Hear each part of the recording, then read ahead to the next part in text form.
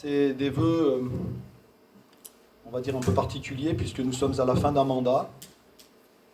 Et dans à peine 60 jours, nous allons pouvoir voter pour un nouveau mandat, c'est-à-dire se projeter vers l'avenir. Donc ces vœux, bien sûr, ce soir vont concerner la commune de Briey. Mais avant de prononcer les vœux de la commune de Briey, on va peut-être ensemble faire le bilan de ces 6 années écoulées, de ce mandat. Ces 6 années, mesdames et messieurs, ont commencé par quelque chose d'impensable à nos yeux, c'est-à-dire que la République a été bafouée, humiliée, et la démocratie a été piétinée.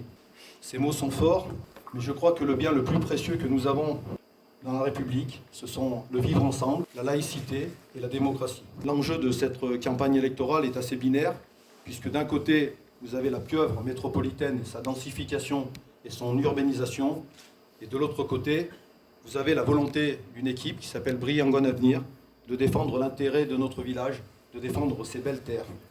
Pour ma part, et ça c'est un ressenti personnel, mais je crois que beaucoup partagent, nous avons fait le choix d'habiter à Briey-Angonne. Nous y sommes pas nés, moi j'y suis pas né, mais nous avons à cœur d'y vivre quelques années, d'y voir grandir nos enfants, d'y vieillir peut-être aussi de finir notre vie ici.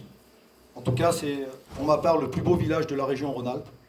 Nous avons une vue à couper le souffle, nous avons une vue à 360 degrés, nous avons des couleurs qui changent du matin au soir.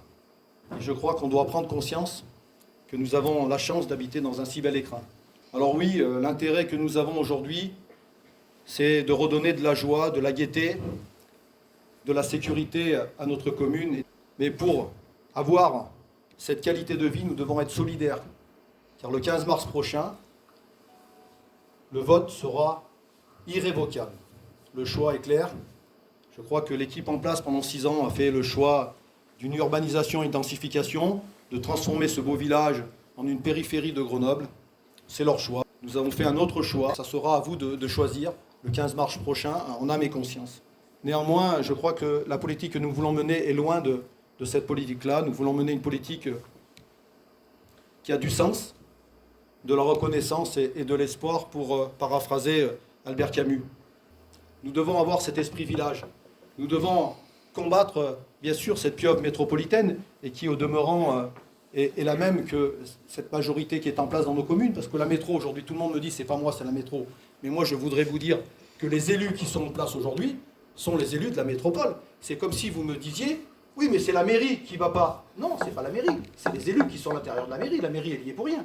La métro, c'est pareil, c'est une entité. Elle est remplie d'élus qui prennent des décisions, et ces décisions, elles ont un impact sur notre vie. Et je dois dire que cette métropole, aujourd'hui, qui a décidé de nous bétonner, nous densifier, pour quelle raison? On est protégé par la loi SRU qu'ils ont mis en place dit que c'est les communes de plus de 3500 habitants qui sont dans l'obligation de densifier, d'urbaniser. Nous, on a 2500 habitants. Pourquoi on irait contre la loi? Nous devons respecter la loi. Depuis le début de ce mandat, on ne respecte jamais la loi. Moi, je suis pour respecter la loi. La loi nous dit ça, on respecte la loi, et d'ailleurs, elle nous convient très bien. Maintenant, aujourd'hui, cette métropole est mal à l'aise, puisque le gouvernement, le Sénat, il y a 15 jours, ont voté la loi de la décentralisation et de la proximité. Et aujourd'hui, force est de constater qu'ils nous disent, on s'est trompé, les métropoles XXL, ça ne fonctionne pas. La preuve en est, c'est que nous avons 3 fois moins de services, nous payons 2 fois plus de taxes, et on n'a plus personne comme interlocuteur. Donc il s'avère qu'on pourra maintenant, si l'on veut, et c'est le souhait que l'on fait, reprendre notre destinée en main, reprendre des compétences, taper le poing sur la table et dire stop à la métropole. Moi je prône, et d'ailleurs j'en ai plusieurs à prôner de la sorte, c'est 1 euro qui est distribué en ville, 1 euro est distribué pour le rural. C'est ça l'égalité. C'est pas aujourd'hui 99% de la richesse de la métropole est distribuée dans le centre de Grenoble. Et aujourd'hui, nous, toutes nos communes, on n'a plus rien. Les voiries, elles sont plus entretenues. Nous avons plus de bas-côté, il faut quand même le dire. Les tout à l'égout ne sont pas faits, alors qu'ils nous ont inspiré toute la richesse de l'eau et du tout à l'égout. On avait des excédents de 40 000 euros par an. Ils ont tout aspiré les richesses des communes, et aujourd'hui, ils nous laissent les yeux pour pleurer. Et personne ne dit rien, tout le monde est d'accord avec ce système. Donc aujourd'hui, quand vous allez voter le 15 mars, quand vous allez voter de nouveaux élus dans vos communes, je l'espère, ces élus-là vous représenteront au sein de la métropole, et ça sera une métropole différente de celle que vous avez maintenant. C'est évident. Si vous regardez les finances de la métropole, vous trouvez exactement les mêmes finances dans notre commune. Ceci étant, la métropole a 400 millions de budget annuel. Elle a été créée il y a à peine 5 ans, cette métropole. Aujourd'hui, 1,2 milliard de déficit. Donc aujourd'hui, on a dépassé le milliard d'endettement. Quand on regarde notre commune, en 2014, on avait 1 million de sonnants et trébuchants dans la caisse. Aujourd'hui, 0 euros. Il ne reste plus même pas 1 euro. On avait 800 000 euros d'endettement, on en a 2 millions d'euros d'endettement sur 20 ans. On avait 500 et quelques mille d'excédents, on n'a plus que 180 000 et encore, j'en suis pas sûr. Donc quand on sait qu'on a 150 000 euros par an de remboursement de crédit, ça ne m'étonne pas que depuis 6 ans, aucun entretien des bâtiments n'a été fait, il n'y a plus rien. Tout tombe en ruine. L'école, ça fait à peine, même pas 10 ans, elle a été mise en septembre 2011 en circulation, et je ne vous dis pas dans l'état où elle est.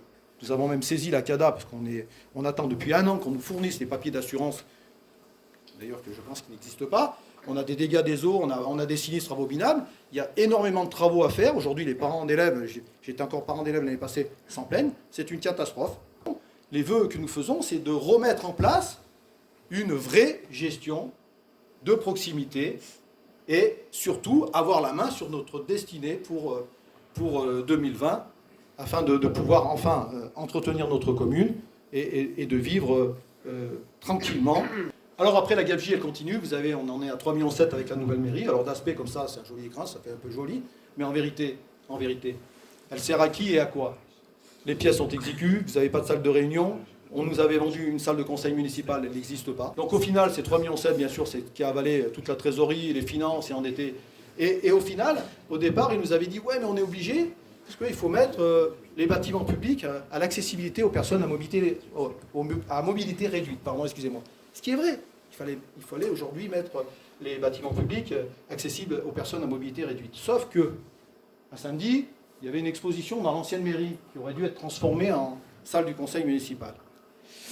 Et je prends les escaliers, puis quand j'arrive en haut dans la salle, je regarde les tableaux, c'était sympa, super, et puis je dis, il y avait Agnès avec moi, je lui dis Agnès, tiens, si on prenait l'ascenseur pour voir un peu et tester, on n'a jamais testé, on n'a pas fait le tour du propriétaire quand même, on est élu, il faut quand même regarder un petit peu. Et il s'avère qu'on ne peut pas prendre l'ascenseur le samedi, parce que l'ascenseur, vous voyez ici, là, il faut rentrer ici. Là, vous rentrez dans la nouvelle mairie pour prendre l'ascenseur pour rentrer dans l'ancien bâtiment.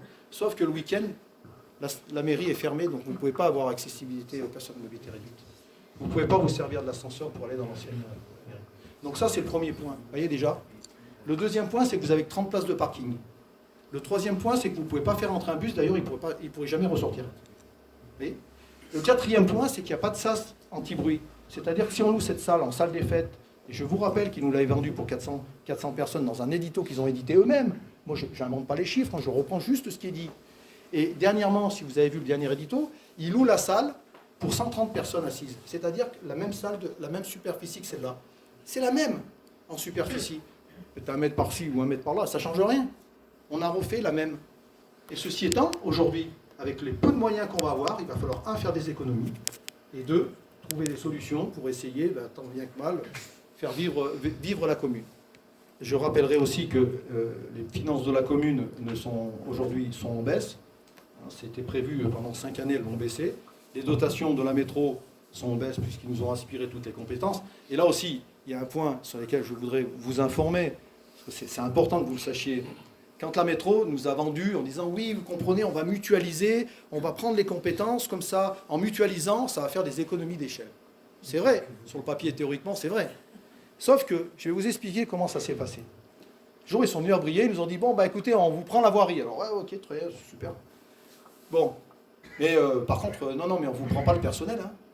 Ah bon, pourquoi? Oui, parce que vous, votre personnel, il travaille un tiers de temps aux espaces verts, un tiers de temps à la voirie, un tiers de temps là-bas. Non, nous, il nous faut un personnel attitré à la compétence.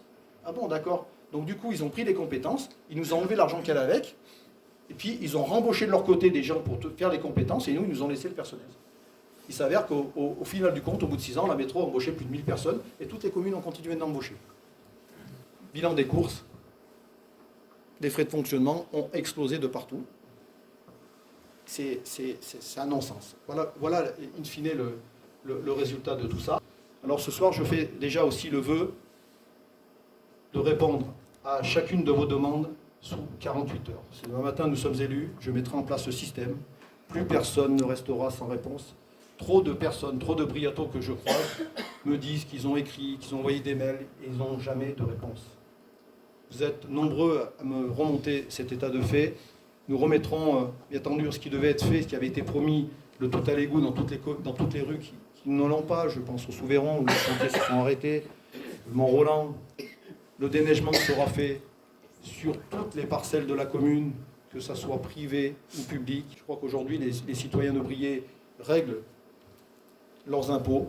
Ils doivent avoir le même service. Il faudra que tout le monde ait le même service. Je veux que la mairie de Briançonne soit devant chacun de votre porte. Nous sommes à votre service. Être élu, ça veut dire qu'aujourd'hui, on est votre salarié. On doit vous servir et on doit répondre à vos attentes, à vos peurs, à vos craintes et à vos angoisses. Donc je pense que le 15 mars, nous prenons l'engagement, et je fais le vœu ce soir, d'annuler immédiatement toute la densification de Tavernol. Je supprimerai la zone papa, qui est une zone pour moi confiscatoire, même pire que ça. Je n'ai jamais vu une zone papa en France. On pourrait même l'assimiler à un ghetto, c'est-à-dire qu'elle interdit à toute liberté aux citoyens qui habitent dans cette zone papa de construire quoi que ce soit. C'est inadmissible en République. Et donc j'annulerai, bien entendu, toutes ces constructions. Celles qui sont sur les permis de construire sur des terrains privés, nous ferons de notre mieux pour les faire baisser de voilure, les faire rentrer dans un cadre harmonieux, qui soit dans l'harmonie de ce qui existe sur Briançonne. Puis nous accompagnerons bien entendu le développement pavillonnaire et surtout toutes les personnes qui aimeraient que leurs enfants puissent rester sur la commune et autres. Et nous étudierons au cas par cas, sans jamais faire de différence. Et tout le monde aura les mêmes droits. Et vous avez un devoir ce soir, c'est de vous engager avec nous tous pour conserver notre belle commune. Je voudrais terminer avec cette phrase de Churchill qui est tout à fait d'actualité, qui disait « Citoyens, la terre est vôtre. Défendez-la, soyez bons, mais féroces. » Bonsoir à vous tous.